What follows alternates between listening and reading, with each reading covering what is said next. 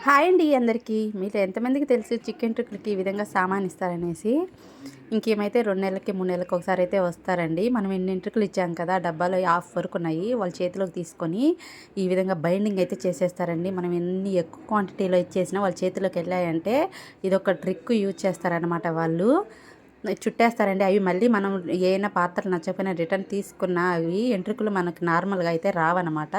ఆ విధంగా టైట్‌గా అయితే చుట్టేస్తారండి వాళ్ళకి.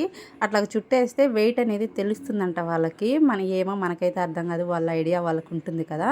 నేనైతే కిలో ఎంట్రుకలు ఎంతవరకు ఉంటాయంటే 2000కి అబోవ్ అయితే ఉంటుందమ్మా. 2000 చిల్లర వరకు ఉంటాయి కాస్ట్.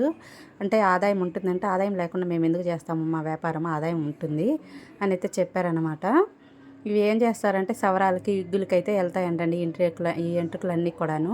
ఇంకా వాటికైతే ఒక్కటే వస్తుందమ్మా, ఏదైనా ఒక్కటి తీసుకో ఒక బౌల్ అయితే అనేది చెప్తుందనమాట.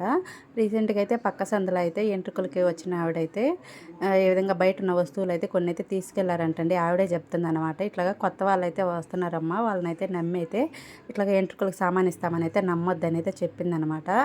ఆవిడ నిజాయితీ అయితే నాకైతే చాలా బాగా నచ్చిందండి. మేమైతే ఇక్కడికి వచ్చేసి నెల్లూరుకి వచ్చి 4 ఇయర్స్ అవుతుందనమాట. 4 ఇయర్స్ నుంచి తనే 2 మంత్స్‌కి అట్లా ఒకసారి అయితే వచ్చేసి ఇస్తూ వెళ్తుంటారనమాట. ఇంకా పక్కింటి వాళ్ళు అందరు కూడాను. ఇంకేమో వచ్చినప్పుడు ఈమె దగ్గరే తీసుకుంటామనమాట. అట్లాగా ఇప్పుడు ఎవరిని నమ్మాలో ఎవరిని నమ్మకూడదో కూడా నమ్మలేని పరిస్థితి అండి.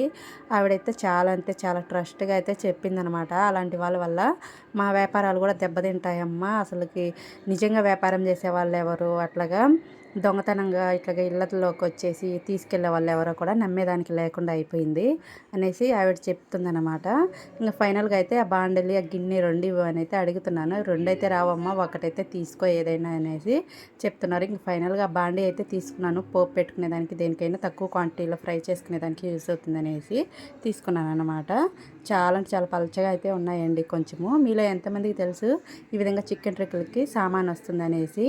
మీకు ఎవరికి తెలుసో నాతో అయితే కామెంట్ రూపంలో షేర్ చేసుకోండి. అవి నిజాయితీ అయితే చాలా బాగా నచ్చింది కదా! మన వీడియో నచ్చితే లైక్ చేసి, షేర్ చేసి, సబ్స్క్రైబ్ చేసుకోండి.